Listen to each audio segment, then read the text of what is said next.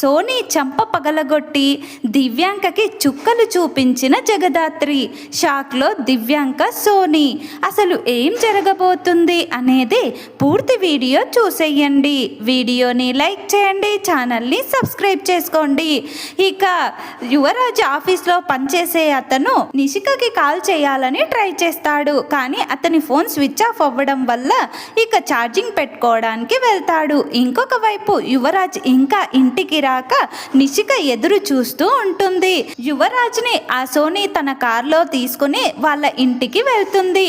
ఇక వాళ్ళ ఇంటి ముందు కారు ఆపి, సార్ నా కోసం మీరు మా ఇంట్లోకి వస్తారా, ఒక కాఫీ తాగి వెళ్దురు కానీ అని చెప్పేసి అడుగుతుంది. అప్పుడు యువరాజ్, ఇప్పటికే లేట్ అయ్యింది సోనీ, నిషిక మళ్ళీ సీరియస్ అవుతుంది అని చెప్పేసి అనడంతో అప్పుడు ఇక ఆ సోనీ ఉండి, అయినా మీరు మాలాంటి వాళ్ళ ఇంట్లోకి ఎందుకు వస్తారులేండి సార్, సరే మిమ్మల్ని ఇంటి దగ్గర డ్రాప్ చేసి నేను వచ్చేస్తానులేండి, పదండి వెళ్దాం.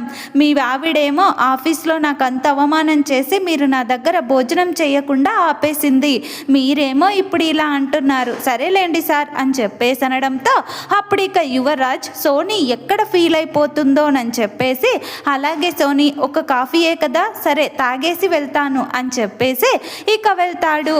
అప్పుడు సోనీ, ఇక నువ్వు వచ్చేదే తప్ప వెళ్ళేది ఉండదు యువరాజ్, ఈరోజు నిన్ను నా వశం చేసుకోకుండా ఎవ్వరూ ఆపలేరు, నిన్ను నా సొంతం చేసుకుంటాను అని చెప్పేసి ఇక అనుకుంటూ యువరాజ్ని ఇంట్లోకి తీసుకువెళ్తుంది. ఇక ఇక్కడే కూర్చోండి సార్, నేను వెళ్ళి మీకు కాఫీ పెట్టుకొని వస్తాను అని చెప్పేసి చెప్తుంది. ఇక ఇంకొక వైపు నిషిక యువరాజ్కి కాల్ చేస్తూనే ఉంటుంది. అప్పుడు యువరాజ్ ఫోన్ లిఫ్ట్ చేసి చెప్దామనుకునే లోపే అప్పుడు ఇక సోనీ వచ్చి, ఆగండి సార్, మళ్ళీ మేడంకి అనుమానం వస్తుంది, జస్ట్ కాఫీ తాగి వెళ్ళడమే కదా, మీరు ఏం మాట్లాడకండి అని చెప్పేసి ఫోన్ని పక్కకి పెడుతుంది. అప్పుడు ఇక యువరాజ్ ఏమనకుండా సైలెంట్గా ఉంటాడు. ఫోన్ పక్కన టేబుల్ మీద పెట్టినప్పుడే ఆ సోనీ ఫోన్ని స్విచ్ ఆఫ్ చేసేస్తుంది. ఇక ఇంకొక వైపు నిషిక చాలా సార్లు ఫోన్ ట్రై చేస్తూ ఉంటుంది కానీ యువరాజ్ ఫోన్ కలవదు, స్విచ్ ఆఫ్ వస్తుంది. అప్పుడు సోనీ ఆఫీస్లో పనిచేసే అతనికి కాల్ చేస్తుంది. అప్పుడు అతను కాల్ లిఫ్ట్ చేసి, మేడం నేను మీకు ఫోన్ చాలా సార్లు ట్రై చేశాను కానీ మీ ఫోన్ కలవలేదని చెప్పేసి చెప్తాడు. అప్పుడు నిషిక, సరేలేండి యువరాజ్ ఏంటి ఇంకా ఇంటికి రాలేదు, ఏం జరిగింది అని చెప్పేసి అడుగుతుంది. అప్పుడు ఇక ఆ ఆఫీస్లో పనిచేసే అతను, యువరాజ్ సారు ఆ సోనీతో వాళ్ళ ఇంటికి వెళ్ళాడు మేడం అని చెప్పేసి అనడంతో అప్పుడు ఇక నిషిక షాక్ అయిపోతుంది. ఏంటి, యువరాజ్ సోనీ ఇంటికి వెళ్ళాడా అని చెప్పేసి ఇక చాలా అంటే చాలా కంగారు పడిపోతూ ఉంటుంది, కోప్పడిపోతూ కూడా ఉంటుంది. అప్పుడు ఇక ఆ ఆఫీస్లో పనిచేసే అతను, అవును మేడం, సోనీ ఏదో పెద్ద ప్లానే వేసినట్టుంది, ఈరోజు మీరు త్వరగా వెళ్ళి అక్కడ ఆపకపోతే ఏమైనా జరగచ్చు, మీ జీవితానికే కూడా ముప్పు రావచ్చు మేడం అని చెప్పేసి కాల్ కట్ చేస్తాడు. అప్పుడు సోనీ ఇక చాలా అంటే చాలా కోపంగా బయటకి వెళ్తూ ఉంటే ఇంతలో ఇక అక్కడికి వైజయంతి వస్తుంది. వచ్చి ఎక్కడికా మీ ఈ టైంలో అని చెప్పేసి అనడంతో అప్పుడు నిషిక కోపంగా, మీ అబ్బాయి అక్కడ ఆ సోనీతో కులకడానికి దాని ఇంటికి వెళ్ళాడంట అని చెప్పేసి, ఇక్కడ భార్య ఎదురు చూస్తుంది అన్న ఆలోచన కూడా లేకుండా నేను ఎన్నిసార్లు ఫోన్ చేసినా ఫోన్ లిఫ్ట్ చేయకుండా స్విచ్ ఆఫ్ చేసుకున్నాడు, అక్కడ దానితో కులకడానికి నా ఫోన్ అడ్డవుతుందేమో అని చెప్పేసి సీరియస్ అవుతుంది. అప్పుడు ఇక నిషిక అరుపులు విని ఇంట్లో ఉన్న అందరూ బయటకి వస్తారు.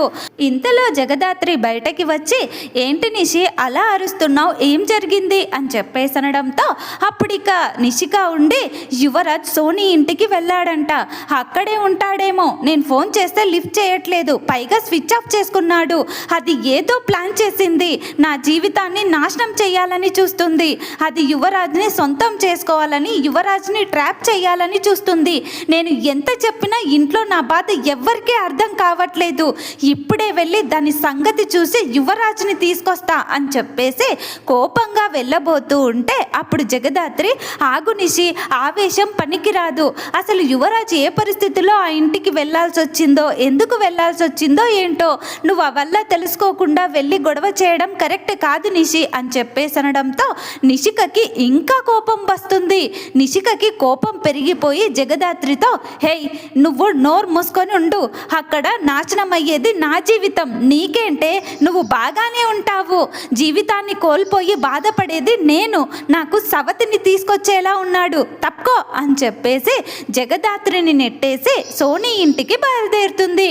ఇక సోనీ ఇంటికి బయలుదేరి వెళ్ళగా ఇంతలో వైజయంతి, అమ్మో నిషిక ఇంత కోపం మీద వెళ్తుంది, అక్కడ ఏం చేస్తుందో ఏం గొడవ జరుగుతుందో ఏంటో, అయినా అబ్బోడేంటి ఇలా చేస్తున్నాడు చా అని చెప్పేసి ఇక కంగారు పడిపోతూ లోపలికి వెళ్తుంది. ఇంతలో ఇక జగదాత్రి ఉండి, కేదార్ ఈ సోనీ ఎందుకు ఇలా చేస్తోంది, సోనీ నిజంగానే నిషిక అనుమానించినట్టు ఏదైనా ప్లాన్ చేస్తోందా, యువరాజ్ని నిజంగానే ట్రాప్ చేస్తోందా, అయినా నిషి వెళ్ళి అక్కడ అంత గొడవ చేసినా కూడా మళ్ళీ యువరాజ్ని తన ఇంటికి తీసుకెళ్లడం ఏంటి, నిజంగానే నిషి ఆలోచిస్తున్నట్టుగానే అక్కడ ఏదో జరుగుతుంది, ఇది ఆవేశంలో అక్కడ ఏం చేస్తుందో ఏంటో, నేను కూడా వెళ్తాను అని చెప్పేసి జగదాత్రి కూడా నిషిక వెనకాల బయలుదేరుతుంది. ఇంతలో నిషి సోనీ వాళ్ళ ఇంటికి వెళ్తుంది. నిషిక సోనీ ఇంట్లో ఉన్న యువరాజ్ని కలవడానికి వెళ్తుంటే గేట్ దగ్గరున్న బౌన్సరు ఇక నిషికని లోపలికి వెళ్లకుండా ఆపుతుంది. అప్పుడు నిషిక, లోపల మా ఆయన ఉన్నాడు, నేను వెళ్ళి ఆయనని వెంటనే కలవాలి, తప్పుకో అని చెప్పేసనడంతో ఆ బౌన్సర్ నిషికని వెళ్ళనివ్వదు. ఇంతలో అక్కడికి దివ్యాంక వచ్చుండుంటుంది సోనీ దగ్గరికి. అప్పుడు దివ్యాంక ఇదంతా గమనిస్తూ ఉండగా దివ్యాంక ఆ సోనీతో ఆ బౌన్సర్కి కాల్ చేసి ఎట్టి పరిస్థితుల్లోనూ ఆ నిషిని లోపలికి రానివ్వకుండా ఆపమను, వీలైతే 4 తగిలించి ఇక్కడి నుంచి వెళ్ళిపోమ్మని చెప్పు, ఈరోజు మనం వేసిన ప్లాన్ ఎట్టి పరిస్థితుల్లో ఫెయిల్ అవ్వడానికి వీల్లేదు, ఆల్రెడీ నువ్వు ఇచ్చిన కాఫీలో మత్తు మందు కలిపావు కాబట్టి ఆల్రెడీ యువరాజ్కి మత్తెక్కేస్తోంది, ఇక నువ్వు యువరాజు ఒకటవ్వడమే లేటు, త్వరగా ఆ బౌన్సర్కి కాల్ చేసి ఆ నిషిని తన్ని తరవమని చెప్పు అని చెప్పేసి చెప్తుంది. ఆ సోని ఆ బౌన్సర్కి కాల్ చేసి నిషికని లోపలికి రానివ్వకుండా, ఎట్టి పరిస్థితుల్లో లోపలికి రానివ్వకుండా బయటకి గెంటేయి అని చెప్పేసి చెప్తుంది. అప్పుడు ఆ బౌన్సర్ అలాగే మేడం అని చెప్పేసి నిషికకి చెప్తుంది, నువ్వు ఇక్కడి నుంచి వెళ్ళిపోమ్మని. అప్పుడు నిషిక, లేదు నేను లోపలికి వెళ్ళాలని చెప్పేసి గట్టిగా పట్టుబడుతుంది. అప్పుడు ఆ బౌన్సర్, నీకు ఒక్కసారి చెప్తే అర్థం కాదా అని చెప్పేసి నిషిక చెంప పగలగొడుతుంది. అప్పుడు నిషికకి చాలా కోపం వచ్చి, ఏంటే నన్నే కొడతావా అని చెప్పేసి ఇక ఆ బౌన్సర్ని తోసేసి గట్టిగా కొడుతుంది. అప్పుడు ఆ బౌన్సర్ వెళ్ళి గోడకి కొట్టుకొని తలకి బ్లడ్ వచ్చేస్తుంది.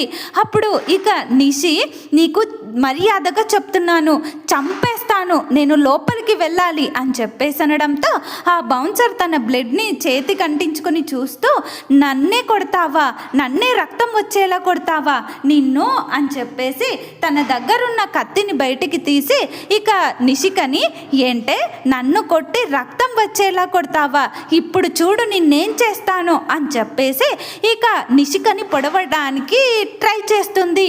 అప్పుడు నిషిక, ఏయ్ మర్యాదగా నోరు మూసుకొని ఉండు, నా మీదకి నా జోలికి రాకు అని చెప్పేసి వెనకకి వెళ్తుంటే అప్పుడు ఆ బౌన్సర్ ఒక్కసారిగా నిషికని పొడవబోతుంది.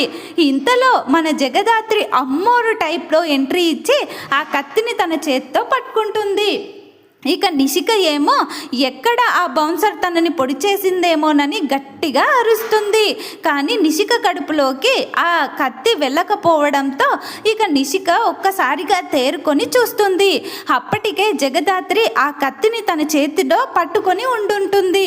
జగదాత్రి చేతి నుంచి బ్లడ్ వస్తూ ఉంటుంది. ఇక అది చూసి అక్కడున్న బౌన్సర్ షాక్ అయిపోతుంది. జగదాత్రి ఒక్కసారిగా ఆ బౌన్సర్ని వెనకకి నెట్టేసి చంప పగలగొడుతుంది. నా చెల్లి మీద చేయి చేసుకుంటావే, నా చెల్లినే చంపాలని చూస్తావే అని చెప్పేసి జగదాత్రి ఇక ఆ బౌన్సర్ని వీరకుమ్ముడు కుమ్మి ఇక నిషికతో పాటు లోపలికి వెళ్తుంది. ఆల్రెడీ యువరాజ్ కుర్చీలో మత్తెక్కి కూర్చొని ఉండుంటాడు. ఇక అప్పుడు నిషిక లోపలికి వెళ్ళి సోనీ అని చెప్పేసి గట్టిగా పిలుస్తూ యువరాజ్ అని అరుస్తుంది. యువరాజ్ చైర్లో మత్తెక్కి కూర్చొని ఉండుంటాడు. ఇక ఇంకొక మరోవైపు యువరాజ్ని తన సొంతం చేసుకోవడానికి సోనీ రెడీ అవుతూ ఉంటుంది.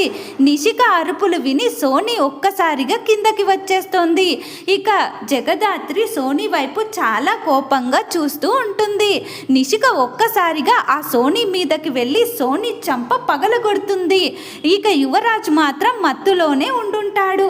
సోనీ జగదాత్రి నిషిక నుంచి అసలు ఎలా తప్పించుకోనుంది?